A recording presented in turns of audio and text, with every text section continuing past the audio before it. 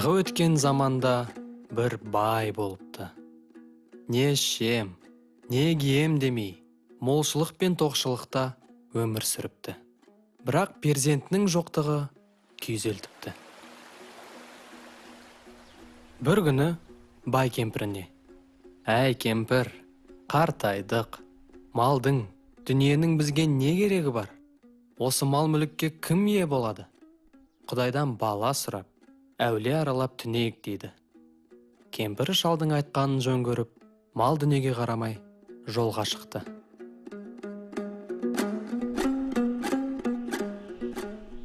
Олар бір жыл бойы жол жөнекей кездескен әулиелердің басына түнейді. Бірақ себі тимейді. Үміттерін үзген екеуі Құдай бізге бала бермейін деген екен. Енді елімізге оралайық деп ауылдарына қарай қайтады.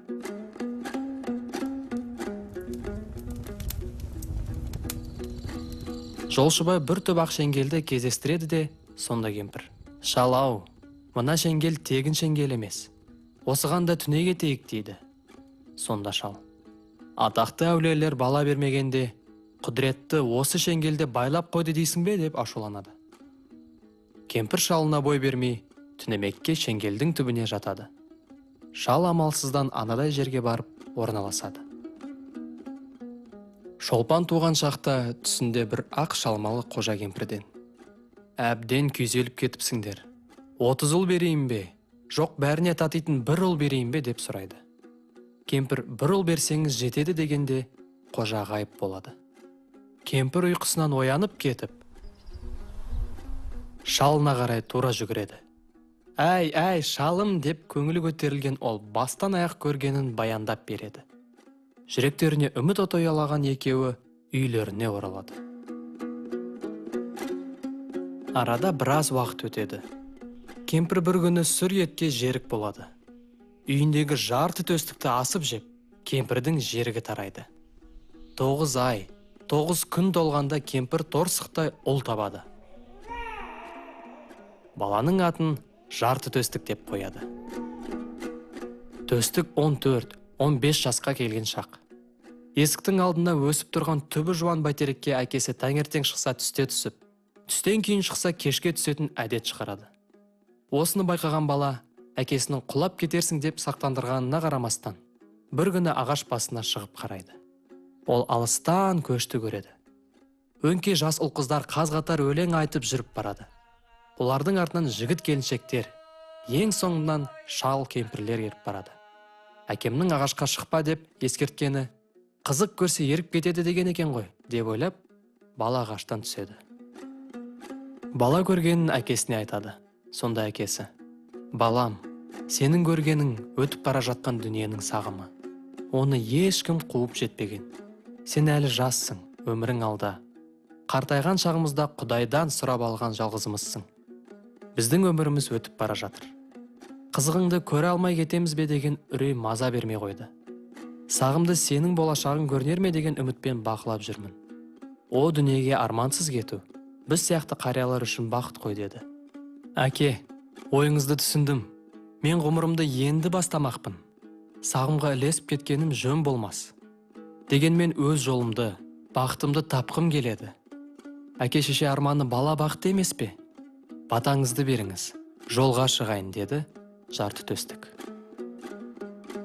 Баласының райынан қайтпайтынын білген әкесі жарты төстікке батасын береді. Еліндегі атағы шыққан 11 сыншыны шақыртып, балаға күні-түні шабуға жарайтын ат тауып беруін сұрайды. Сыншылар жылқылардың бәрін қарап шығып, олардың ішінен әкесі сұрағандай ат таба алмайды. Сыншылардың біреуі жердің асты мен үстіндегін бәрін білетін тыңшы екен. Ол құлағын жерге тосып: «Жердің 7 қабат астын мекен ететін жалғыз көзді дәудің қой мойынды құлаш олағы бар. Сол жарайды» дейді. Осыны естіген жарты төстік құлаш олақты табуға жолға шығады.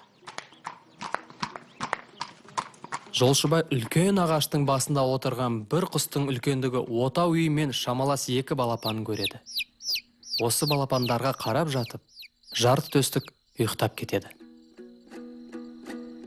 Бір кезде қатты ысқырған дауыстан оянып кетсе, Ұзындығы мен көлденеңі бірде бір дәу айдаһар балапандар бар ағашқа өрмелеп барады екен. Жарты төстік айдаһарды көздеп садағын тартып қалады. Айдаһар екі бөлініп жерге түседі. Осы кезде балапандарға тіл бітіп: біздің анамыздың аты Самұрық. Ол жыл сайын екі балапан табады. Бірақ балапандарды осы айдаһар жұтып қоятын көрінеді. Бұл жолы сен бізді құтқардың дейді. Ұшып келе жатқан Самұрық қанатының екпінімен дауыл тұрып, аспанды қара бұлт басады. Балаларын көріп қуанып, қарқ-қарқ күлгенінен күн күркіреп, жауын жауады. Самұрық құс ағаш басына қонғанда, үйдің жуандығындай ағаш иіліп жерге тиеді.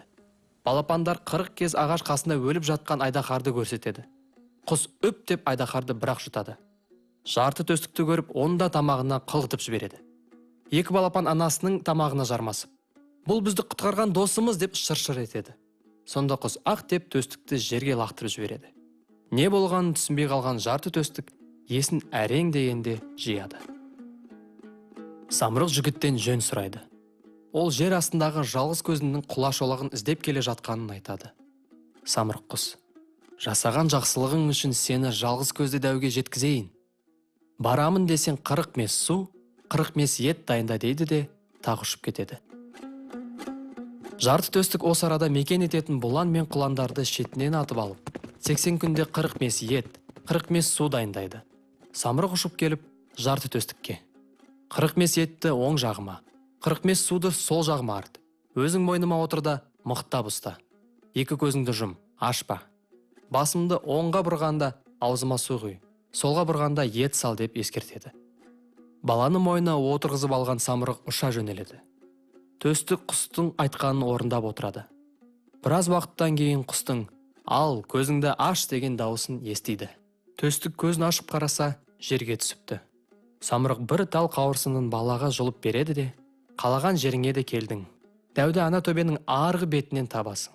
Қайтар кезде қауырсынымды тұтатсаң, мен дайын боламын деп ұшып кетеді. Төстік төбеден асса, төменгі жағында жалғыз көзді дәу ұйықтап жатыр. Ол бір ұйықтаса 40 күн, 40 түн ұйықтайтын көрінеді. Жарты төстік ат басындай шоқпармен дәудің басынан бір қойып қалса да, ол оянбайды. Жарты төстік анадайдан ер тұрманымен тұрған қой мойынды құла атты көреді. Қасына жақындаған баланы ат кісінеп, иіскейді. Жарты төстік аттың шылбырымен ұйықтап жатқан жалғыз көздің аяғын байлап, оны сүйрей жөнеледі. Дәу тауға да, тасқа да соғылады. «Әй бала, ең болмаса басымды бір көтерші» дейді дәу. Дәудің басын көтергені сол еді. Ол төстікті жерге атып ұрып, бар денесімен басып тұрып еткізбейді. Сонда қолашолақ жалғыз көзінді қос аяқтап теуіп жібереді.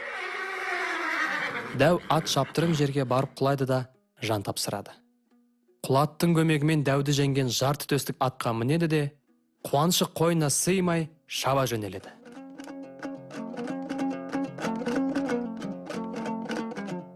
Жарты төстік қауырсынды тұтатқанда Самұрық құс ұшып келеді. Ол құсқа 40 мес су, 40 мес ет артады. Құс ұша жөнеледі. Сәлден кейін көзін аша Самұрықтың балапандарын құтқарған ағаштың түбіне ұшып келген екен.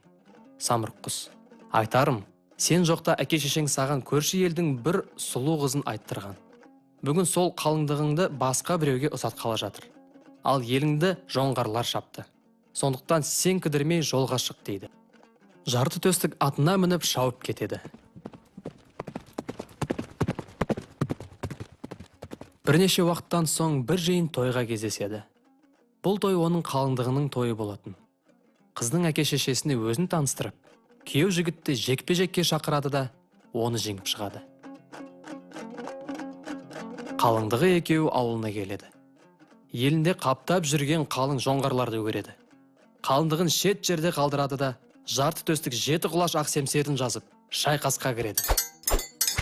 Сәйгүлігі құстай ұшып, ары бір, бері бір зулайды.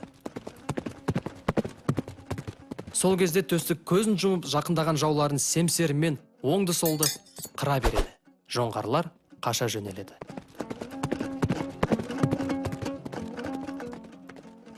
Көзін ашса, алдында бірақ киімді қожа тұр. Ол: балам, саған ризамын. осы бетіңнен қайтпа. Ата-анаңның тілегі орындалды деген осы. Жеріңе, еліңе адал қызмет ет. Енді ана жерге барып, байлаулы жатқан әке-шешеңді босат дейді де жоқ болады.